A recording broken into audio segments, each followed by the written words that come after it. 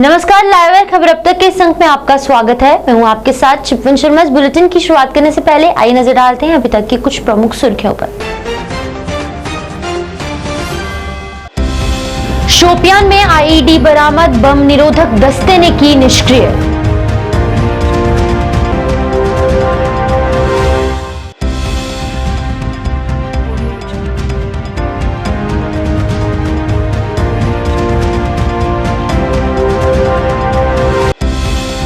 गुलशन ground Jammu में माई town my pride mega exhibition जारी। प्रमुख सचिव जल शक्ति शालीन काबरा रहे मौजूद।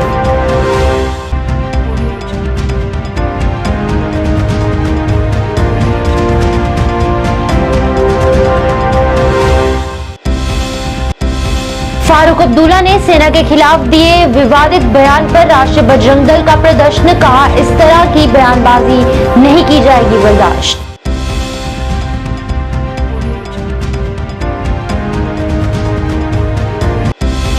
और केडीपीसीएल के एमडी चौधरी यासीन ने घाटी में हो रही बिजली की कटौती पर की बात। कहा, बिजली सेवा में सुधार करने की पूरी कर रहे कोशिश।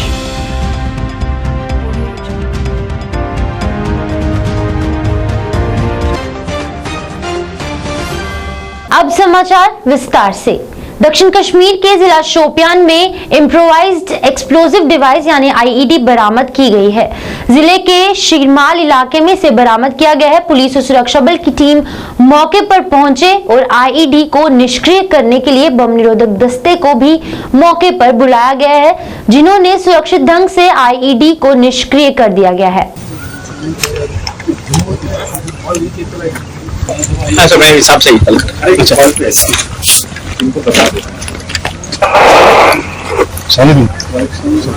इसके पास भी नहीं है सर, उनके पास भी नहीं है।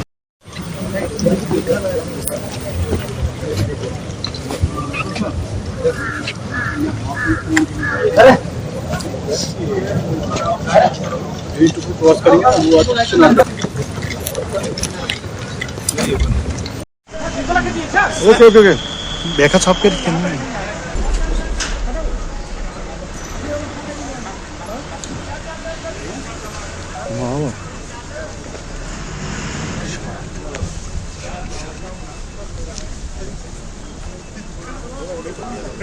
गुलशन ग्राउंड जम्मू में माई town my pride mega exhibition आज भी जारी रहा है। इस मौके पर प्रमुख सचिव जल शक्ति शालीन काबरा मुख्य तौर से वहां उपस्थित रहे। उनके साथ डिवकॉम जम्मू रमेश कुमार, जिला विकास आयुक्त जम्मू अवनी लवासा और अन्य गणमान्य लोग यहां मौजूद रहे। आए हुए सभी अधिकारियों ने वहां पर लगाए गए स्टॉल्स का दौरा किया और वहां पर लगाए गए वस्तुओं का निरीक्षण किया गया।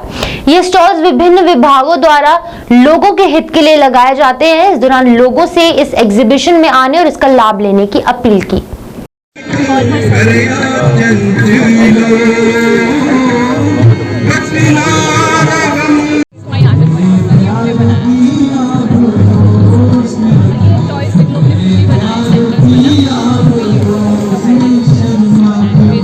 वो शुरुआत में जिस ढंग से प्रोसेस ट्रांसपेरेंट प्रोसेस के थ्रू शुरू किए गए हैं, उससे ज़रूर होता है कि लोगों को कॉन्फिडेंस भी आता है और फिर जब काम दिखने शुरू होते हैं तो जो डे टू डे लिविंग है वो उसमें सहूलियतें बढ़ जाती है। कितना सक्सेसफुल समझ रहे, क्योंकि पहले भी हमने देखा था काफ़ी रिस्पांस आया था। इस बार किस तरह का आप देख रहे हैं इनिशिएटिव लिया?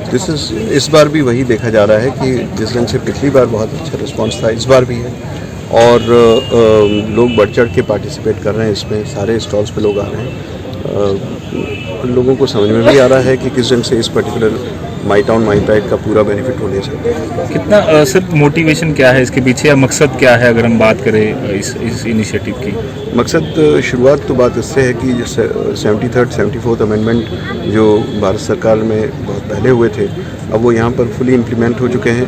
अर्बन लोकल बॉडीज़ भी और पंचायत को भी फंड्स भी आ रहे हैं, उनको रिस्पॉन्सिबिलिटीज़ भी आ रही हैं। तो ये चीज़ें अभी पिछले कुछ सालों में हुई हैं और उसके बाद में अब लोग खुद अपने ज़रूरत के मुताबिक प्रायोरिटीज सेट कर सकते हैं और उसके मुताबिक काम करवा सकते हैं। तो इसीलिए माई टाउन माई प्राइड एक तरीका है जिससे लोग अपनी रिस्पॉन्सिबिलिटी खुद निभा सकें और प्रायोरिटाइजेशन वगैरह करके अपने बिल्कुल 100% बिल्कुल सही बात है। और माई टाउन माई प्राइड के कुछ एक जो ऑब्जेक्टिव्स हैं उसमें सेंट्रली स्पॉन्सर्ड स्कीम्स का 100% उनका इम्प्लीमेंटेशन होना, फिर सेल्फ एम्प्लॉयमेंट की जितनी स्कीम्स हैं, जैसे 25 का इस बार टारगेट रखा गया है पर वार्ड सेल्फ एम्प्लॉयमेंट स्कीम्स में, सेल्फ एम्प्लॉयमेंट स्कीम्स में ज़्यादा से ज़्यादा लोगों का कवरेज करना, प्लस उसके अलावा जितनी भी बेनिफिशरी स्कीम्स हैं, इंडिविजुअल बेनिफिशरी स्कीम्स, उन बेनिफिशरी स्कीम्स में 100% कवरेज।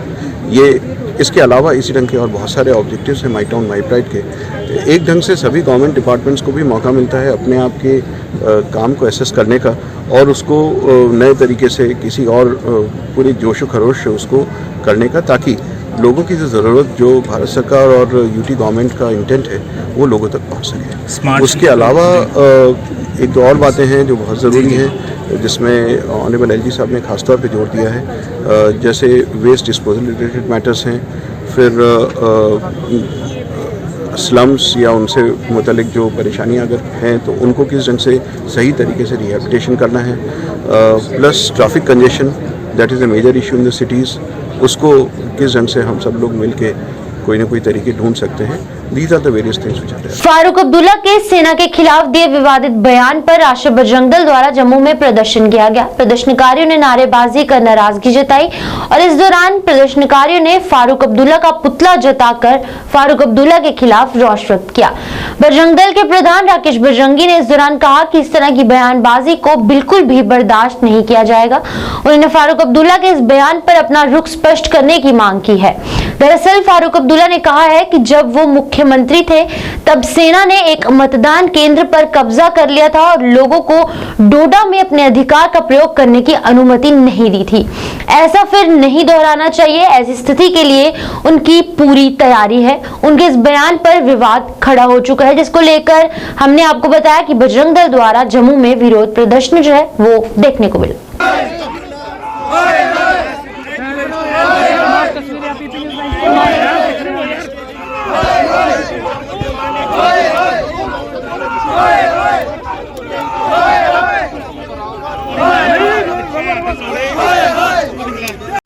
नेशनल कॉन्फ्रेंस के अध्यक्ष फारूक अब्दुल्ला के खिलाफ है। जिस प्रकार से आर्मी के को अपमानित करने का काम जो फारूक अब्दुल्ला ने किया है, 27 वर्ष के बाद फारूक अब्दुल्ला को याद आया कि आर्मी ने इस प्रकार की कोई स्टेटमेंट दी थी। सीधे सीधे सस्ती टीआरपी लेने के लिए आर्मी को टारगेट करने का काम, आर्मी के मनोबल को गिराने का काम इस फारूक अब्दुल्ला ने करने की कोशिश की है, जिसको कतई बर्दाश्त नहीं किया जाएगा। हम चेतावनी देते हैं नेशनल कॉन्फ्रेंस को कि अगर इस प्रकार से हमारी पैरामिलिट्री फोर्सेस के ऊपर, हमारी सेना पुलिस के ऊपर इस प्रकार की अगर टिप्पणियां की गई तो इसका मुंह तोड़ जवाब जो है राष्ट्रीय बजरंग दल जो है उनके कार्यालय के अंदर घुस कर देगा। हम चेतावनी देते हैं इनको कि अगर ये जल्द से जल्द इसके ऊपर सेना से माफी नहीं मांगते तो ये आंदोलन तेज होगा। 1996 में आर्मी ने अगर कहा, उस समय के बाद 96 में सरकार भी तो फारूक अब्दुल्ला की बनी थी। अगर आर्मी ने वोट डालने से रोका था तो फिर सरकार कैसे एनसी की बन गई? इसका जवाब जो है फारूक अब्दुल्ला दे। अरे आर्मी जिस प्रकार से, जिस परिस्थिति के अंदर, जम्मू कश्मीर के अंदर, चाहे वो हमारी सेना हो, पैरामिलिट्री फोर्सेस हो, पुलिस हो, जिस स्थिति के अंदर यहां पर जूझ रही है, अपने जवान जो है वो शहीद हो रहे हैं। लगातार मिलिटेंट अटैक, मिलिटेंटों से फायरिंग लगातार इस प्रदेश के अंदर हो रही है।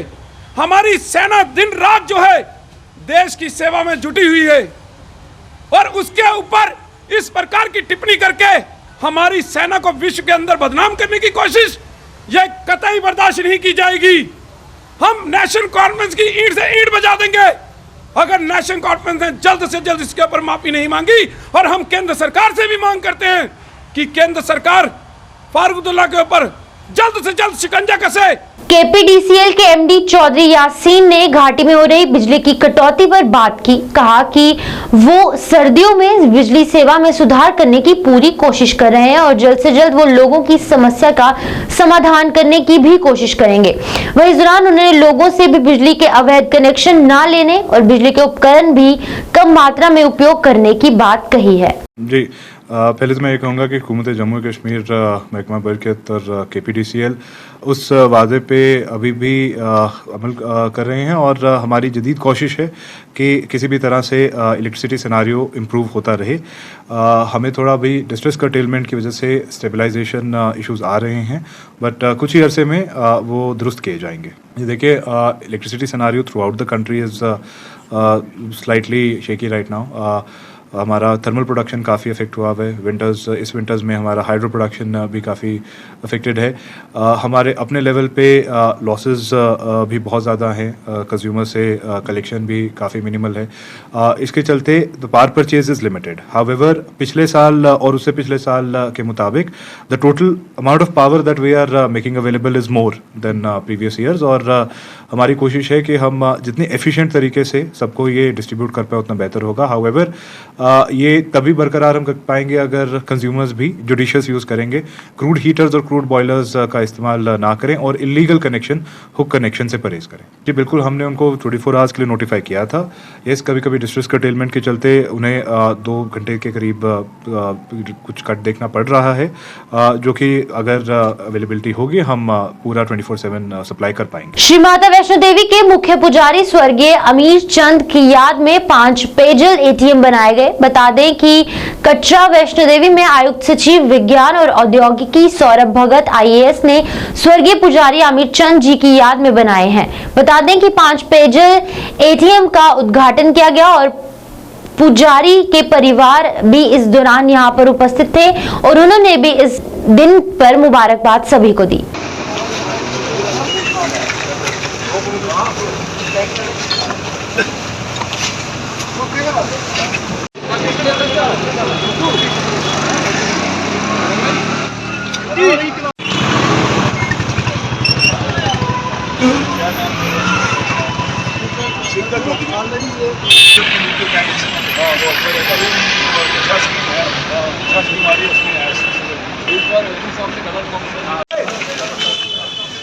सफाई अभियान चल रहा है।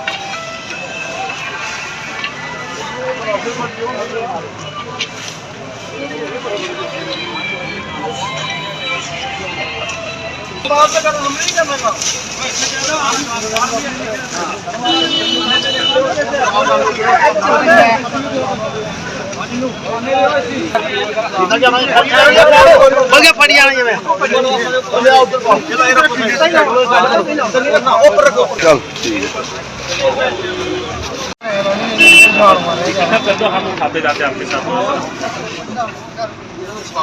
अच्छा इधर आ जाओ, निकल प्लास्टिक है ना, बस प्लास्टिक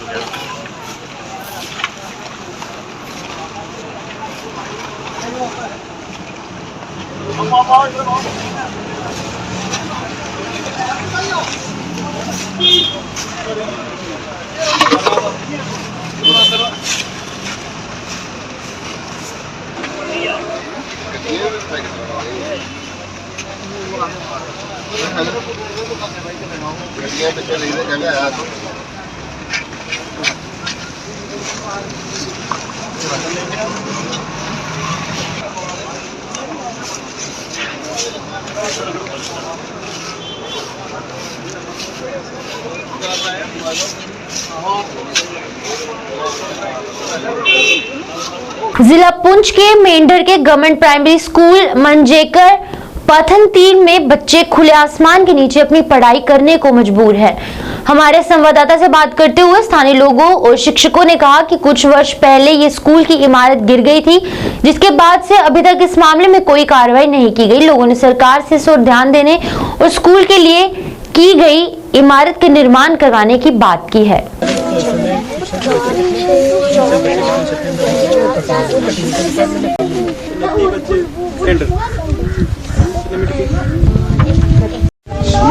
यहाँ रिक्वेस्ट है महकमा एजुकेशन से, तो हमें ये हमारे स्कूल जो है गिरे हुए कई साल हो गए हैं, यहाँ कोई भी नहीं आकर देख रहा, ना इसकी मरम्मत हो रही है। अब यहाँ बच्चे मेरे घर में ऐसे स्कूल पे बैठे हैं, बारिश में बहुत परेशान हो जा रहे हैं और दूर स्कूल में अटैच करने के लिए भी इन बच्चों को हम नहीं ले सकते हैं, क्योंकि नाले बहुत चढ़ते हैं, पहाड़ियाँ आती हैं। अब यहाँ नजदीक बच्चे इसलिए रखे हैं अभी स्कूल की मरम्मत होनी। आम आदमी पार्टी की प्रवक्ता अप्पू सिंह द्वारा आज डेली वेजेस के मुद्दों को लेकर पत्रकार वार्ता का आयोजन किया गया। जैसे में बोलते हुए अप्पू सिंह ने डेली वेजेस को लेकर बात की और कहा कि पिछले काफी समय से डेली वेजेस अपनी मांगों को लेकर सड़कों पर है और सरकार इनकी मांगों को नजरअंदाज कर रहे हैं, जो सरासर गलत है। उन्होंने जल्द से जल्द इनकी मांगों को हल करने की मांग की। आज एक बहुत ही गंभीर, चिंताजनक और महत्वपूर्ण मुद्दे पर यह प्रेस कॉन्फ्रेंस बुलाई गई है, क्योंकि भारत के संविधान की उद्देशिका, जिसके 3 महत्वपूर्ण शब्द जस्टिस, इक्वालिटी एंड डिग्निटी, न्याय, समानता और गरिमा, इन तीनों की अवहेलना जम्मू कश्मीर में हो रही है। कोई भी सरकार जब डेली वेजर्स को एंगेज करती है तो वो उनके ऊपर कोई एहसान नहीं करती, ना ही कोई परोपकार करती है। डेली वेजर्स को नियुक्त किया जाता है एक वेलफेयर स्कीम के तहत एज अ वेलफेयर स्टेट, जो भारत के संविधान के तहत कोई भी स्टेट उन्हें एंगेज करती है। कुछ ही दिन पहले बीजेपी के वरिष्ठ प्रवक्ता, उन्होंने बहुत ही दबे और खुले शब्दों में डेली वेजर्स के अगेंस्ट जो गलतियां की गई हैं उन्हें कबूला। डेली वेजर्स की जो कहानी है 1980 से शुरू हुई है और SRO 64 1994 तक चलती रही। उसके बाद भी कई लोग लगाए गए। 2001 में डेली वेजर्स को नए नाम दिए गए, कैजुअल वर्कर्स कहा गया इनको, नीड बेस्ड सीजनल वर्कर्स कहा गया। स्पेशल प्रोविजंस एक्ट 2010 आया। इसी के बाद 2015 में भी नए तरह के ऑर्डर्स निकाले गए, SRO 520 2017, जिसके तहत आपने स्किल्ड और अनस्किल्ड ग्रुप की क्लासिफिकेशन करी और इन सब मुद्दों को लेके सरकार कुछ भी नहीं कर पाई। LG प्रशासन कुछ भी नहीं कर पाया। ये गवर्नमेंट ऑर्डर्स, एम्पावर्ड कमेटीज, ये सब इन सब की गठना होती गई, मगर अंत में इनका नेट रिजल्ट 0 निकला। यही सारे SROs और डिफरेंट गवर्नमेंट ऑर्डर्स आगे जाके स्ट्राइक्स का एक बहुत बड़ा मुद्दा बने। आज अगर मैं आपको तथ्यों के हिसाब से बताऊं तो PHE 167 डेज से स्ट्राइक पर है। जल शक्ति, स्टेट डिपार्टमेंट, इरिगेशन डिपार्टमेंट, कितने ही 100 से अधिक दिनों से आज ये लोग स्ट्राइक्स पे बैठे हुए हैं। लेफ्टिनेंट गवर्नर जी की एडमिनिस्ट्रेशन और सेंटर की सत्ता बीजेपी की और बाकी सारी गवर्नमेंट्स जो आज तक JNK में आई हैं, ये सब उनकी विफलता का नतीजा है। ये चीज बहुत प्रॉपर तरीके से मैं आज कहूंगी कि जनादेश की बात जब भी बीजेपी करती है तो वो सिर्फ वर्चस्व की लड़ाई के बारे में करती है, लोगों की भलाई के बारे में नहीं। अवामी आवाज पार्टी के महासचिव नदीम शफी ने श्रीनगर की पाटिलपोरा बाला छतबल में उन परिवारों से मुलाकात की जिन्होंने हाल ही में आग की घटना में अपना घर खो दिया था। इस दौरान शफी ने पीड़ित परिवारों के प्रति अपनी संवेदना व्यक्त की और उनको हुए नुकसान पर अपना गहरा दुख व्यक्त किया। इस मौके पर उन्होंने आग पीड़ितों को भी तत्काल वित्तीय सहायता प्रदान की और उन्होंने आश्वासन दिया कि अवामी आवाज पार्टी ये सुनिश्चित करेगी कि उन्हें सरकार से राहत और मुआवजा जरूर मिले। उन्होंने जिला प्रशासन से भी सुनिश्चित करने का आग्रह किया है कि इन पीड़ितों को न केवल तत्काल राहत बल्कि पूर्व मुआवजा जो है वो प्रदान किया जाना चाहिए।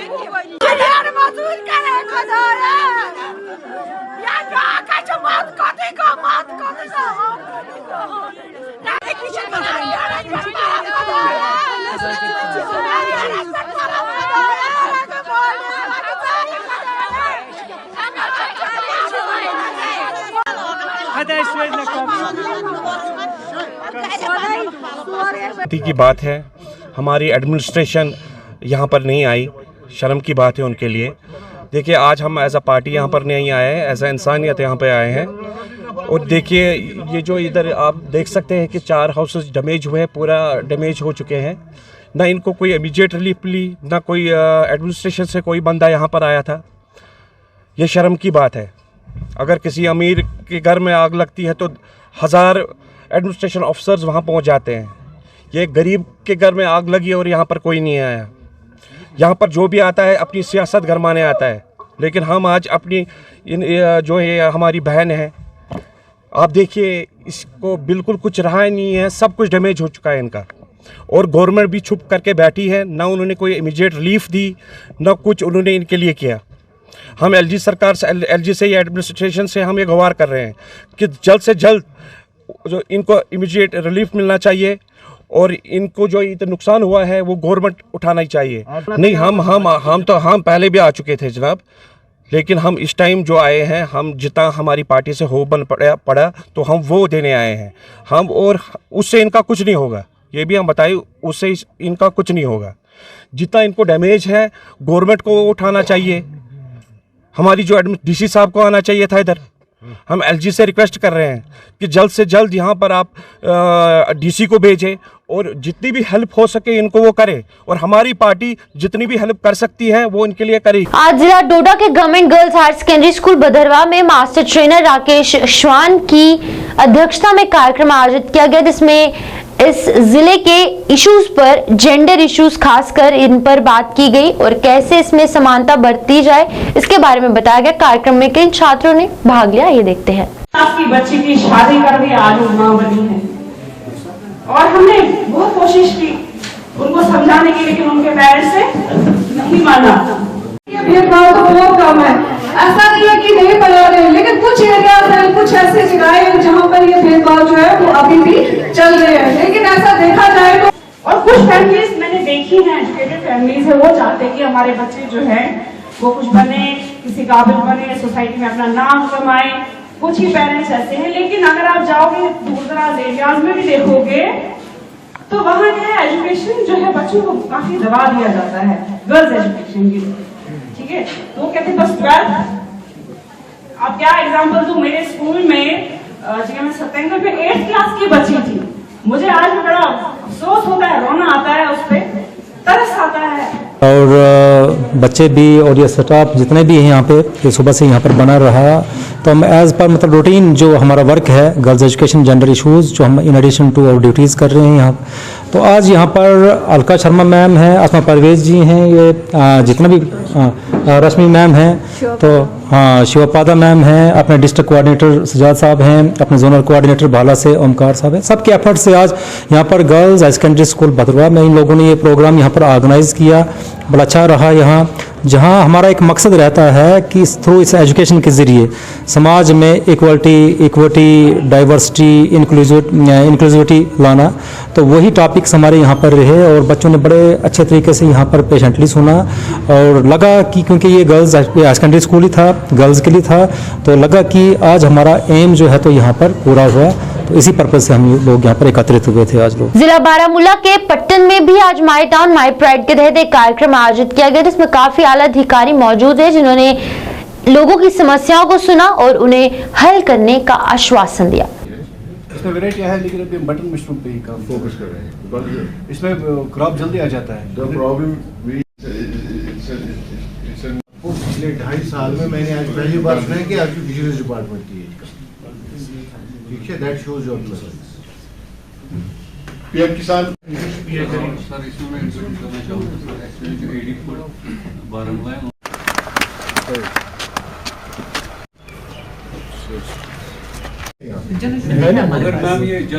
हमारा माई टाउन माई प्राइड का दूसरा दिन है, जो कि कल से शुरू हुआ था। उसमें आज हमारे जो चीफ गेस्ट हाफिज साहब श्रीनगर केएस आए थे, उन्होंने आज सारी होल ये मीटिंग पर भी मीटिंग सारे डिपार्टमेंट से ली, जिसमें हमारे एसडीएम साहब भी थे, तहसीलदार साहब थे और बाकी डिपार्टमेंट जितने भी हैं हमारे पटन टाउन में, उन्होंने प्रीव्यू मीटिंग ली और उनसे ये बोला कि आप अपनी प्रोग्रेस दिखाइए और सब चीजें पूछी क्या करना है। और उन्होंने बोला है कि जो इसका आपका सब पूरा एक रोस्टर बनाइए, वो प्रेसिडेंट और एसडीएम साहब तहसीलदार साहब के हवाले करिए, जिस हिसाब से उसका प्लान बनेगा वो प्लान।